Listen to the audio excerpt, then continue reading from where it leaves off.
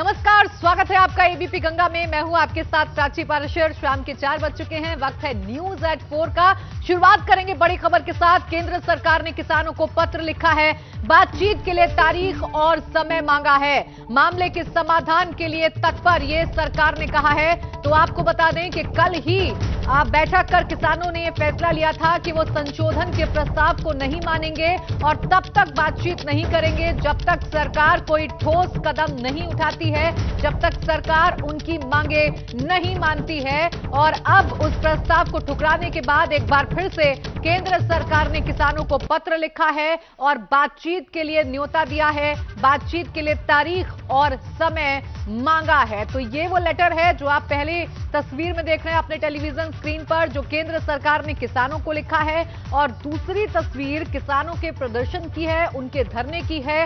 लगातार किसानों के रुख को देखते हुए सवाल यही खड़ा हो रहा है कि क्या सरकार की बात मानेंगे किसान, क्या कोई समाधान निकलेगा? क्योंकि एक तरफ जहां किसान हैं वो साफ कर चुके हैं कि संशोधन पर वो नहीं मानने वाले हैं। अगर वो मानेंगे तो सिर्फ एक बात पर, अगर कृषि कानून को सरकार वापस लेती है तो। वहीं केंद्र सरकार है जो कह रही है कि हम संशोधन करेंगे, हम बातचीत के लिए तैयार हैं, लेकिन सरकार की तरफ से अभी ऐसा कोई भी साइन नहीं दिया गया है जिससे ये लगे कि सरकार कृषि कानून को वापस ले सकती है। यानी अभी बीच में समन्वय नहीं बैठ पा रहा है और यही वजह है कि लगातार किसानों का जो आंदोलन है वो जारी है। किसान लगातार सड़कों पर डटे हुए हैं। हालांकि केंद्र सरकार की तरफ से कोशिश अब लगातार की जा रही है कि एक बार फिर से किसानों को बातचीत की टेबल पर लाया जाए, एक बार फिर से किसानों से आमने सामने बैठकर बातचीत की जाए और उन्हें समझाया जाए। लेकिन फिलहाल किसान अभी ऐसी कोई भी बात मानने के लिए तैयार नहीं है, क्योंकि इससे पहले भी अभी 2 दिन पहले सरकार ने न्योता भेजा था बातचीत का। लेकिन कल जो किसानों की बैठक हुई, इसमें बड़ा फैसला किसानों ने लिया कि वो ये प्रस्ताव नहीं मानेंगे, यानी वो बातचीत नहीं करेंगे। आज एक बार फिर से केंद्र सरकार ने खत लिखा है और खत में बातचीत के लिए तारीख और समय मांगा है। अविनाश तिवारी मेरे सहयोगी जुड़ गए इस खबर पर ज्यादा जानकारी के साथ। अविनाश, एक तरफ किसान हैं जो लगातार बातचीत का जो प्रस्ताव है, संशोधन का जो प्रस्ताव है उसे ठुकरा रहे हैं, वहीं दूसरी तरफ केंद्र सरकार है जो लगातार बातचीत के लिए किसानों को मनाने की कोशिश कर रही है। ये जो सब कुछ हो रहा है, इससे कोई हल निकलता हुआ नजर आ रहा है? क्योंकि किसान तो अड़ा है, किसानों का तो कहना है कि हमें संशोधन नहीं, कृषि कानून वापस चाहिए। जिनकी बात की अगर बात करें तो लगातार सरकार इसी कोशिश में है कि किसानों को किसी तरीके से मनाकर बातचीत कर लिया जाए। जिस तरीके से जब पिछली चिट्ठी लिखी गई और किसानों ने उस चिट्ठी का जवाब देते हुए ये कह दिया कि वो बातचीत नहीं करेंगे क्योंकि सरकार का जो प्रस्ताव है, जो मुद्दा है, इससे वो सहमत नहीं है। इसके बाद आज एक बार केंद्र सरकार ने फिर से चिट्ठी लिखी और इस बार चिट्ठी में ये कहा है कि वो समय और तारीख बताएं, उसके बाद आकर बैठ के बातचीत करें, उसके बाद मुद्दों को डिसाइड कर लिया जाएगा और उसका भरपूर समाधान करने के लिए केंद्र सरकार तत्पर है। तो लिहाजा किसान नेताओं को एक बार फिर से केंद्र सरकार ने अप्रोच किया है कि वो आए, केंद्र सरकार से बातचीत करें, किन मुद्दों पर बातचीत करनी है, आगे किस तरीके से बातचीत करनी है। केंद्र सरकार उसके लिए भी बातचीत के लिए तैयार है। अब देखते हैं कि किसान नेता किस तरीके से अब इस खत का जवाब देते हैं। बिल्कुल जरूर, अब सबकी निगाहें इसी बात पर टिकी होंगी कि क्या किसान बातचीत के लिए मानते हैं या नहीं। शुक्रिया आपका तमाम जानकारी के लिए। उधर कृषि कानूनों के समर्थन में नोएडा से दिल्ली की तरफ कूच कर रहे किसानों के काफिले की वजह से नोएडा महामाया फ्लाईओवर के नीचे दिल्ली से नोएडा को जोड़ने वाले Noida greater Noida express way पर 4 किलोमीटर लंबा जाम लग गया है। किसानों के काफिले को दिल्ली जाने से रोकने के लिए पुलिस ने महामाया फ्लाईओवर के नीचे बैरिकेड्स लगा रखे हैं, जिसकी वजह से एक्सप्रेस वे पर गाड़ियों का तांता लग गया है और किसान बैरिकेड्स तोड़कर पैदल ही दिल्ली की तरफ बढ़ने लगे हैं, जिसकी तस्वीरें भी हम आपको दिखा रहे हैं। तो एक तरफ केंद्र सरकार जो कोशिश कर रही है कि किसानों को भरोसे में लिया जाए, किसानों को समझाया जाए, तो वहीं दूसरी तरफ ये तस्वीरें बताने के लिए काफी हैं कि फिलहाल किसान आर पार की लड़ाई के मूड में नजर आ रहा है और इसीलिए किसानों ने अपना जो आंदोलन है वो तेज कर दिया है। तस्वीरें हम आपको दिखा रहे हैं। किसान चूंकि दिल्ली की तरफ कूच कर रहे हैं, इसीलिए ट्रैफिक जाम की स्थिति बन रही है, क्योंकि किसानों को बैरिकेड्स लगाकर बीच में ही रोका गया है, जिसकी वजह से गाड़ियों के जो पहिए हैं वो थमे हुए नजर आ रहे हैं। 4 किलोमीटर लंबा जाम लगा हुआ है। हालांकि यहां पर भी किसानों के जो इरादे हैं वो कम नहीं है। यहां पर भी किसान पैदल ही इन बैरिकेड्स को पार कर दिल्ली की तरफ कूच कर रहा है, जिसकी तस्वीरें भी आप देख रहे हैं। तो महामाया फ्लाईओवर के नीचे बैरिकेडिंग लगाई गई है और बैरिकेडिंग तोड़कर ही अब किसान पैदल जाने लगे हैं, जिसकी वजह से Noida greater Noida express way पर लंबा जाम लग गया है। तो तस्वीरें आपके सामने हैं। कृषि कानून जिस पर एक तरफ जहां किसानों में दो पाड़ होते हुए नजर आए, क्योंकि एक गुट ऐसा है किसानों का जो इस कानून का समर्थन कर रहा है, जबकि एक गुट ऐसा है जो लगातार प्रदर्शन और आंदोलन कर रहा है।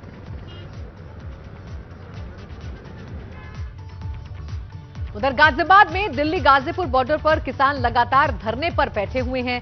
किसानों के आंदोलन का आज 29वां दिन है। ऐसे में सरकार से कई दौर की वार्ताएं भी किसानों की हुई, लेकिन तमाम जो बातें हैं वो बेनतीजा रही। दूसरी ओर किसानों ने भी कई बार हाईवे जाम किया, बीजेपी नेताओं का घेराव किया, भूख हड़ताल भी की, साथ ही भारत बंद का आह्वान भी किया। बावजूद इसके 29 दिन बीत जाने के बाद भी अभी तक कृषि कानून को लेकर कोई निष्कर्ष निकलता नजर नहीं आ रहा है। किसान आंदोलन में आज एक युवक अपने खून से एक लेटर लिखा, जिसमें उसने लिखा कि कृषि कानून को वापस लिया जाए, साथ ही जो किसान विरोधी सरकार है उसे बैकफुट पर आना चाहिए। वहीं इस युवक ने अपनी पीठ पर उन शहीदों के नाम भी गुदवाए हुए हैं जो जवान देश के लिए शहीद हुए हैं।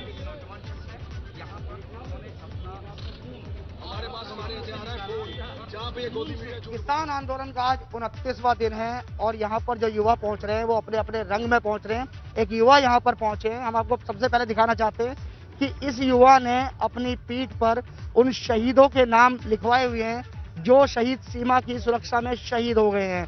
लगातार आप ये नाम देख सकते हैं, काफी सारे ये नाम हैं जो इन्होंने गुदवाए हुए हैं। इन्हीं से बात करते हैं, इन्होंने सामने आई लव किसान भी लिखाया हुआ है।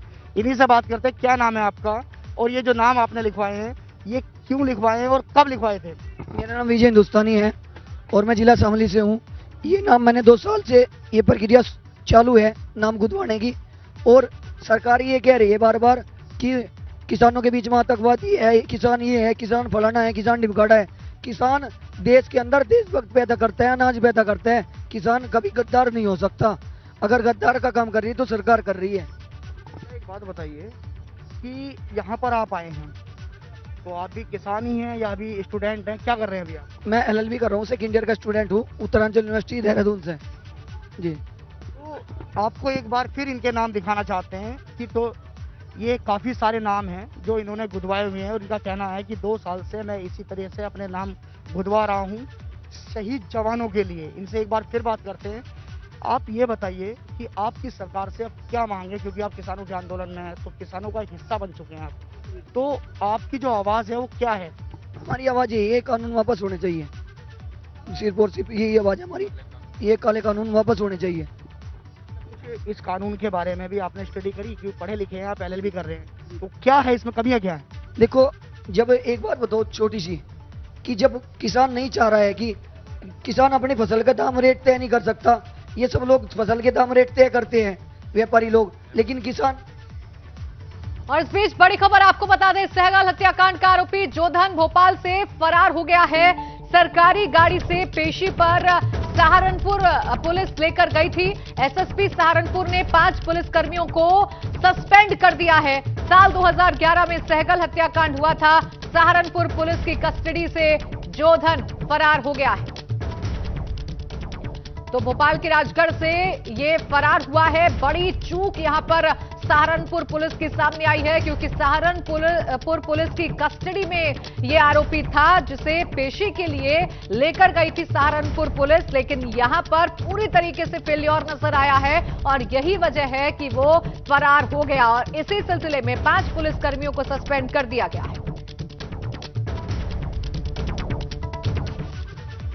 बढ़ते आगे बात प्रयागराज की, जहां गैंगस्टर आबिद प्रधान के अवैध मकान पर कार्रवाई की गई है। पीजीए ने अवैध घर को बुलडोजर से गिरा दिया है। बाहुबली अतीक अहमद के सबसे खूंखार गुर्गा है आबिद। बमरौली में अवैध नक्शे पास कर उसने मकान बनाया था। साल 2005 में राज्यपाल हत्याकांड का मुख्य आरोपी भी है आबिद। अतीक अहमद के इशारों पर आबिद प्रधान काम करता आया है। आबिद पर हत्या की कोशिश, रंगदारी के मुकदमे दर्ज हैं। जमीन कब्जाने की 3 से ज्यादा मुकदमे दर्ज हैं। फिलहाल आबिद प्रधान जमानत पर बाहर आ गया है। डूमनगंज थाने का हिस्ट्री शीटर भी है आबिद प्रधान। आबिद के दामाद जैद ने अतीक पर मुकदमा दर्ज करवाया था।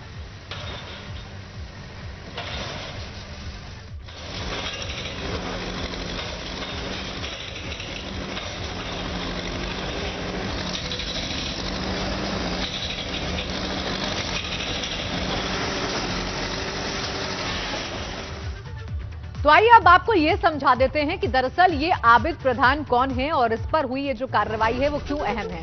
बाहुबली अतीक अहमद के सबसे खूंखार गुर्गा है। राज्यपाल हत्याकांड का आरोपी है। अतीक अहमद के इशारों पर काम करता था आबिद। हत्या की कोशिश, रंगदारी का मुकदमा इस पर दर्ज है। जमीन कब्जाने के 3 से ज्यादा मुकदमे दर्ज हैं। धूमनगंज थाने का हिस्ट्री शीटर भी है आबिद। बाहुबली अतीक अहमद के सबसे खूंखार गुर्गों में शामिल है और राज्यपाल हत्याकांड का मुख्य आरोपी है आबिद प्रधान, जिसके अवैध मकान पर प्रशासन का बुलडोजर चला है, जिसके अवैध मकान को जमींदोज कर दिया है प्रशासन ने। उधर देवरिया में 2 पक्षों में जबरदस्त मारपीट हो गई। दोनों पक्षों के बीच जमकर लाठी डंडे चलने लगे। मारपीट का वीडियो अब वायरल हो गया है। शौच करने को लेकर ये विवाद हुआ था, जिसकी तस्वीरें हम आपको दिखा रहे हैं। तो 2 पक्षों के बीच में ये विवाद हुआ, शौच करने को लेकर ये विवाद हुआ और देखते ही देखते इस विवाद में लाठी डंडे निकल आए और एक दूसरे पर लाठी डंडों से प्रहार होने लगा और अब ये जो वीडियो है वो सोशल मीडिया पर वायरल हो रहा है।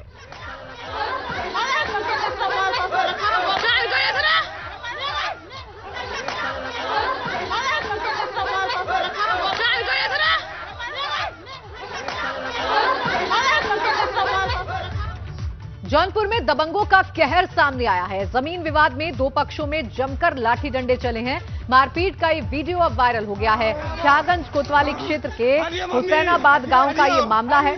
मारपीट का ये वीडियो अब सोशल मीडिया पर वायरल हो रहा है। बताया जा रहा है कि जमीनी विवाद इन दोनों पक्षों के बीच में था।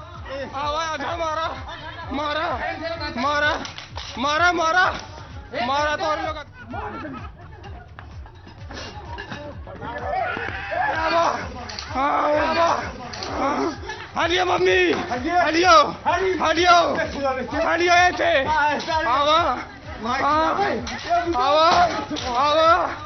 आवा आधा मारा तो तो देखिए, जमीनी विवाद में 2 पक्ष आमने सामने आ गए और उसके बाद क्या हुआ वो आप तस्वीरों को देखकर अंदाजा लगा सकते हैं। उधर हरदोई में कंपनी के ऑफिस में गुंडों का आतंक देखने को मिला है। गुंडों ने युवक को बेरहमी से पीटा है। पिटाई की पूरी वारदात सीसीटीवी कैमरे में कैद हो गई। बिलग्राम कोतवाली इलाके की ये पूरी घटना है, जहां कंपनी के अंदर घुसकर एक युवक की जमकर पिटाई की है गुंडों ने। ये एक्सक्लूसिव तस्वीरें आप देख रहे हैं। हरदोई से ये तस्वीरें सामने आई हैं, जहां कंपनी के अंदर घुसकर एक युवक को गुंडों ने पीटा है। बिलग्राम कोतवाली का ये पूरा मामला है। तो एक दफ्तर में घुसकर गुंडों की गुंडाई की तस्वीरें आप देख सकते हैं अपने टेलीविजन स्क्रीन।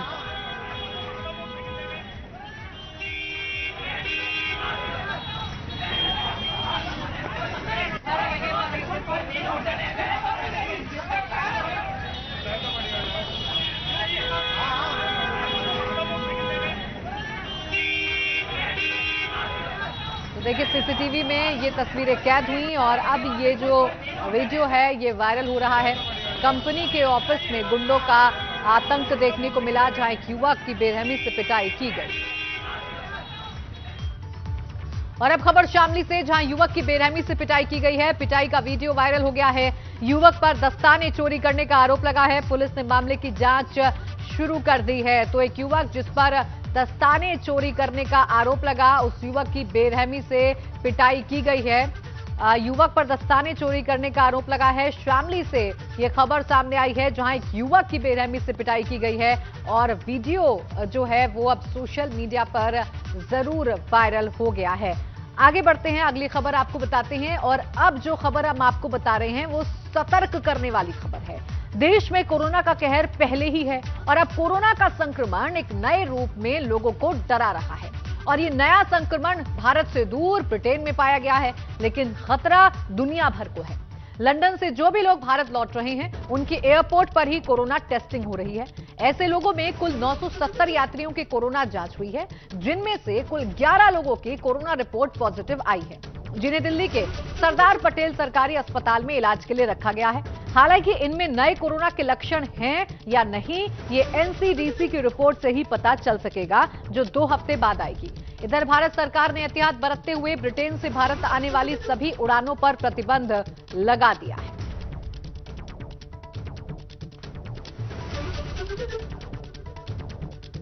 तो देखिए, कोरोना जहां अभी तक डरा रहा है, अभी तक उसका खतरा बना हुआ है, ऐसे में उसका एक और नया रूप आ गया है। जरूरी है आपको सावधान रहना। और हमारे सहयोगी रविकांत की एक खास रिपोर्ट देखिए। दिल्ली के इंदिरा गांधी इंटरनेशनल एयरपोर्ट के भीतरी हिस्से में एक ये लैब है जो हम आपको दिखा रहे हैं।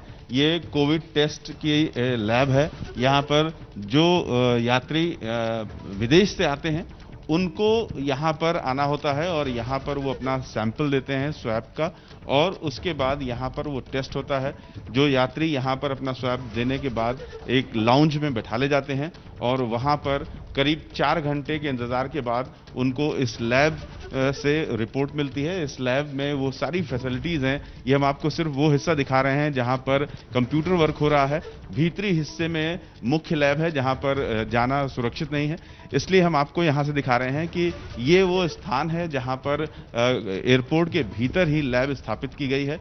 और जो रिपोर्ट है वो 4 घंटे के अंतर आ जाती है और उसके बाद यहाँ से यात्रियों को तुरंत वो रिपोर्ट मिल जाती है, जिसकी वजह से कम समय लगता है और यात्रियों को ज़्यादा परेशानी नहीं होती है। जो यात्री यूके से आए हैं दिल्ली एयरपोर्ट पे, वो भी उनका जो टेस्ट है वो यहीं पूरा है। और जो 5 यात्री यूके के कोविड पॉजिटिव पाए गए हैं, उन यात्रियों की जांच अब आगे सरकार को भेजी गई है। और जो जेनेस्ट्रिंग नाम की संस्था है जिसने इस लैब को स्थापित किया है, उसका कहना है कि उसने उन 5 जो यात्री हैं उनकी रिपोर्ट को और उनके जो सैंपल है उसको सरकार को दे दिया है।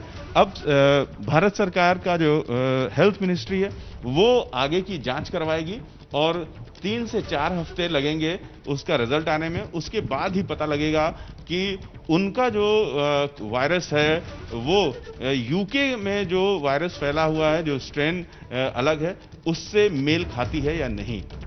Ravikant, ABP news, Delhi.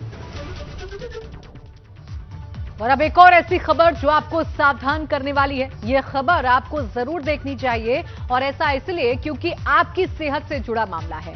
आपकी ही नहीं बल्कि आपके घर में पल रहे पशुओं की सेहत की बात भी इस खबर में है। जी हां, यूपी में इन दिनों दवाइयों के नाम पर एक अलग ही धंधा चल रहा है और इस धंधे से पर्दा उठाने का काम कर रहा है प्रदेश का औषधि विभाग। औषधि विभाग पिछले 1 हफ्ते से कई जगहों पर छापेमारी कर चुका है। आपको हम 3 तस्वीरें दिखा रहे हैं। ये 3 तस्वीरें 3 अलग अलग जगहों की हैं। पहली तस्वीर है आगरा की, जहां दवाइयों को लेकर बहुत बड़ी छापेमारी हुई और पुलिस ने छापेमारी के बाद अंतरराज्यीय दवा तस्कर पंकज गुप्ता को धर दबोचा। ये शख्स सरकारी सिस्टम में भी सेंधमारी कर रहा था। दूसरी तस्वीर अमरोहा की है, जहां औषधि विभाग की टीम ने गोदाम पर छापा मारा, जहां से भारी मात्रा में एक्सपायर दवाइयां बरामद की गई। बताया जा रहा है कि एक्सपायर दवाइयों का रैपर बदलकर इन्हें बाजार में सप्लाई किया जाता था। और तीसरी तस्वीर है प्रतापगढ़ की, जहां औषधि विभाग ने किराना व्यापारी की दुकान पर छापा मारा और यहां से ऑक्सीटोसिन इंजेक्शन बरामद किए। ये इंजेक्शन मवेशियों को लगाए जाते हैं। इससे मवेशियों में दूध देने की क्षमता बढ़ जाती है, लेकिन ये इंजेक्शन मवेशी की सेहत को काफी नुकसान पहुंचाता है। और वक्त एक छोटे से ब्रेक का हो गया है, चल लौटेंगे।